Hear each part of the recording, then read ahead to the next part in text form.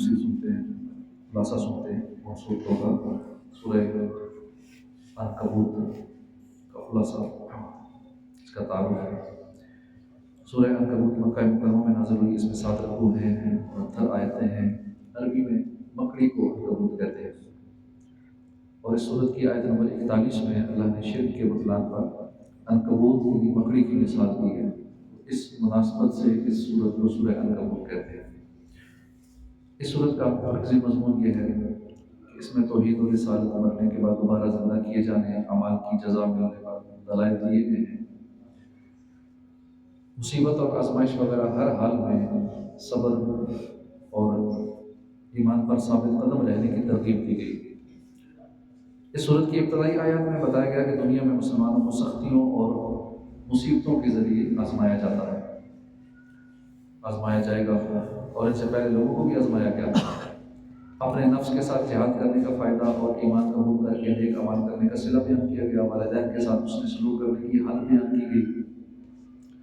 یہ بتایا گیا کہ انبیاء کرام کی آزمائش مسلمانوں کے مقابلے میں انتہائی سخت ہوتی ہے، اور اسی سلسلے میں اللہ نے اپنے حبیب صلی اللہ علیہ وسلم اور مسلمانوں کے سامنے حضرت نوح علیہ السلام، ابراہیم علیہ السلام، لوط علیہ السلام، شعیب علیہ السلام، حود علیہ السلام، حضرت صالح، حضرت موسیٰ، حضرت ہارون علیہ السلام کے واقعات بیان فرمائے، تاکہ یہ جان جائیں کہ اللہ تعالیٰ نے انبیاء کرام کی مدد فرمائی اور انہیں جھٹلانے والوں کو ہلاک کیا۔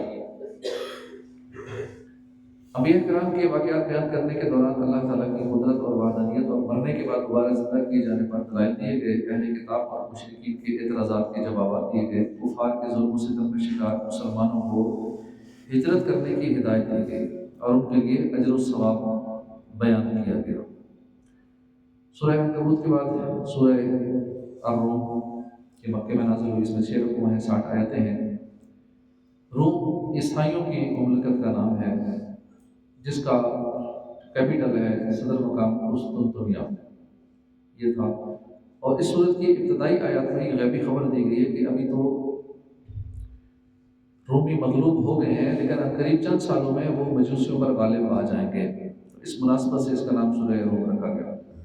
اس صورت کا مرکزی مضمون یہ ہے کہ اس میں اللہ کی وحدانیت اور اس کی صفات، رسول کریم صلی اللہ علیہ وسلم کی رسالت پر ایمان لانے، قیامت کے دن دوبارہ زندہ کیے جانے اور آخرت میں اعمال کی جزا ملنے کو بیان کیا گیا۔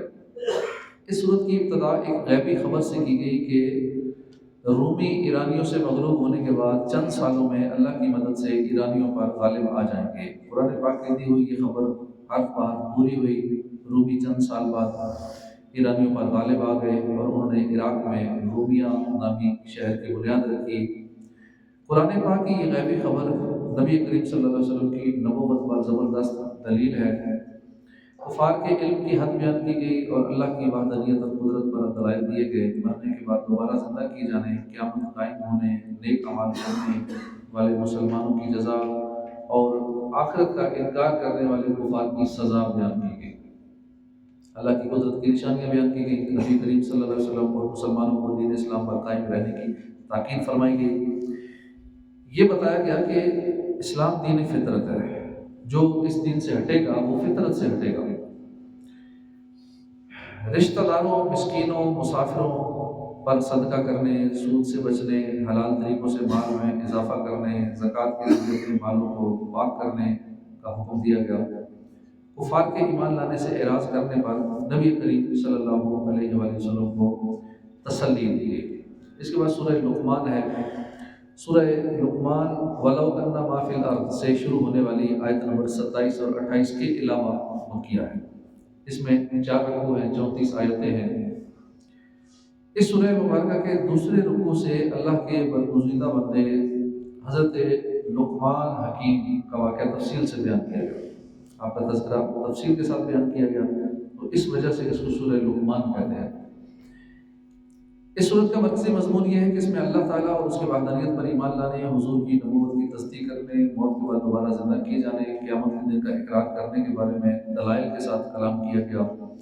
اس سورت کی ابتدا میں اللہ کی ہدایت کے دستور، حضور کے دائمی معجزے، قرآن پاک کا ذکر کیا گیا اور یہ بتایا گیا کہ مسلمانوں کا گروہ قرآن پاک کی تصدیق کرتا ہے، اس لیے وہ جنت میں داخل ہو کر کامیاب ہو جائیں گے، اور کافروں کا گروہ قرآن پاک کی آیات کا مذاق اڑاتا ہے، ان کا انکار کرتا ہے، اور اس نے اپنی جہالت اور بے وقوفی کی وجہ سے گمراہی کا راستہ اختیار کیا، تو وہ جہنم کے دائمی دردناک عذاب میں مبتلا ہو کر نقصان اٹھائیں گے۔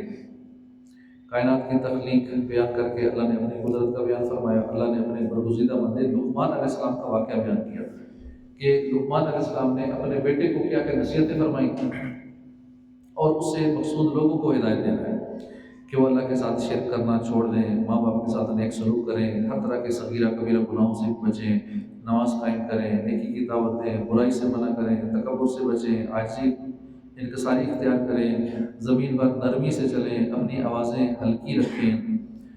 اللہ تعالیٰ کی توحید کے دلائل کا مشاہدہ کرنے کے باوجود اپنے آباء و اجداد کی پیروی میں شرک پر قائم رہنے والے مشرکین کی سرزنش کی گئی، اور اللہ تعالیٰ کی بے شمار نعمتوں کا انکار کرنے پر ان کی مذمت بیان کی گئی، اور مشرکین کو یہ بتایا گیا کہ نجات کا واحد راستہ اللہ کی رضا کے لیے اسلام قبول کرنا اور نیک اعمال کرنا ہے۔ کفار کے قول اور عمل میں تضاد کو بیان کیا گیا کہ وہ اللہ کے خالق ہونے کا اقرار کرتے ہیں لیکن عبادت کا مستحق ہونے میں بتوں کو اس کا شریک ٹھہراتے ہیں۔ حالانکہ بے شمار دلائل سے یہ بات ثابت ہے کہ عبادت کا مستحق صرف اللہ تعالیٰ ہے، اور اس کے علاوہ اور کوئی عبادت کیے جانے کا حقدار ہرگز نہیں ہے۔ اللہ کی قدرت پر دن اور رات کے آنے جانے سے، چاند اور سورج کو مسخر کیے جانے، سمندروں میں کشتیوں کی روانی سے استدلال کیا گیا۔ اس صورت کے آخر میں تقوی و پرہیزگاری کا حکم دیا گیا، قیامت کے دن کے عذاب سے ڈرایا گیا جو کہ بعد صورت آئے گا، اور یہ بتایا گیا کہ مخصوص 5 غیبی چیزوں کا ذاتی علم اللہ کے ساتھ خاص ہے، اور اللہ تعالیٰ ہر چیز سے خبردار ہے۔ اس کے بعد آخری سورہ جو ہم نے سنی، سورہ السجدہ، جو ہمارے 21 پارے مکمل ہوئے۔ سورہ سجدہ آیت نمبر 18 افمن کان مؤمنا سے شروع ہونے والی 3 آیتوں کے علاوہ مکیہ ہے۔ اس میں 3 رکوع ہیں، 30 آیتیں ہیں۔ اس سورت کی آیت نمبر 15 میں ان مسلمانوں کا وصف بیان کیا گیا ہے کہ جو قرآن پاک کی آیات سن کر اللہ کی تسبیح کرتے ہیں، اس کی بارگاہ میں سجدہ ریز ہوتے ہیں، تو اس مناسبت سے اس کا نام سورہ سجدہ رکھا ہے۔ حضرت ابو ہریرہ فرماتے ہیں کہ نبی کریم صلی اللہ علیہ وسلم جمعہ کے دن فجر کی نماز میں سورہ سجدہ اور سورہ طہر کی تلاوت فرمایا کرتے۔ حضرت جابر فرماتے ہیں کہ نبی کریم صلی اللہ علیہ وسلم اس وقت تک نیند نہ فرماتے جب تک سورہ سجدہ اور سورہ ملک کی تلاوت نہ فرما لیتے۔ حضرت خالد بن معدان فرماتے ہیں نجات دلانے والی سورت کو پڑھا کرو، اور وہ سورت الف لام میم تنزیل ہے۔ مجھے یہ حدیث پہنچی ہے کہ ایک شخص صرف اسی سورت کی تلاوت کیا کرتا تھا اور وہ بکثرت گناہ بھی کرتا تھا۔ اس شخص کے انتقال کے بعد اس سورت نے اس کے اوپر اپنے پر پھیلا دیا اور کہا اے میرے رب اس کی مغفرت فرما دے، کیونکہ یہ کثرت سے میری تلاوت کیا کرتا تھا۔ اللہ تعالیٰ نے اس شخص کے بارے میں اس سورت کی شفاعت قبول فرما لی اور اس کے ہر گناہ کے بدلے میں ایک نیکی لکھ دو۔ فرمایا کہ ہر گناہ کے بدلے میں ایک نیکی لکھ دو اور اس بندے کا ایک درجہ بلند کر۔ اس صورت کا مرکزی مضمون یہ ہے کہ مشرکین مرنے کے بعد دوبارہ زندہ کیے جانے کا انکار کرتے تھے، اور اس صورت میں بطور خاص مرنے کے بعد دوبارہ زندہ کیے جانے کو ثابت کیا گیا۔ اس صورت کی ابتدا میں یہ بیان کیا گیا کہ قرآن وہ کتاب ہے اللہ تعالیٰ کی جو اس نے اپنے حبیب پر نازل فرمائی، اور اس چیز میں شک کی کوئی گنجائش نہیں ہے۔ نبی کریم صلی اللہ علیہ وسلم کی رسالت کو ثابت کیا گیا، مشرکین کے اس نظریے کا رد کیا گیا کہ قرآن حضور نے اپنی طرف سے بنا لیا ہے۔ اللہ کی وحدانیت اور قدرت پر دلائل ذکر کیے گئے۔ کفار اور فرمانبردار مسلمانوں کا حال بیان کیا گیا کہ قیامت کے دن کافر ذلت اور رسوائی کا سامنا کریں گے، نیک عمل کرنے کی خاطر دنیا میں لوٹ جانے کی تمنا کریں گے، اور وہ دردناک عذاب چکھیں گے، جبکہ مسلمان چونکہ دنیا میں راتوں کو اللہ کی عبادت کرتے تھے، خوف اور امید رکھتے ہوئے اپنے رب کو پکارتے تھے، اللہ کی رضا حاصل کرنے کی نیت سے اپنے مال اللہ کی راہ میں خرچ کرتے تھے، اس لیے آخرت میں ان کے اعمال کی جزا عظیم ثواب کی صورت میں ملے گی۔ اللہ کا فضل دے کر ان کی آنکھیں ٹھنڈی ہوں گی اور انہیں جنت میں ہمیشہ کے لیے داخلہ نصیب ہوگا۔ یہ بتایا گیا کہ کفار اور مسلمانوں کا انجام ایک جیسا نہیں ہے۔ تاجدار رسالت صلی اللہ علیہ وسلم اور موسیٰ علیہ السلام کی رسالت کے درمیان مشابہت بیان کی گئی۔ انبیاء کرام کو جھٹلانے والی سابقہ امتوں پر نازل ہونے والے عذاب کا ذکر کر کے اس امت میں سے رسول کریم صلی اللہ علیہ وسلم کو جھٹلانے والوں کو ڈرایا گیا۔ اس صورت کے آخر میں اسلام کی بنیادی عقائد، توحید، رسالت اور حشر و نشر پر کلام کیا گیا۔ سورہ سجدہ کی اپنے سے ماقبل سورہ لقمان کے ساتھ مناسبت یہ ہے کہ سورہ لقمان میں جن 5 مخصوص غیبی چیزوں کے ذاتی علم کا اللہ تعالیٰ کے ساتھ خاص ہونا بیان کیا گیا۔ ان 5 چیزوں کی جو تشریح ہے وہ اس صورت میں بیان کی گئی، سورہ سجدہ کے اندر بیان کی گئی۔ صدق اللہ العظیم۔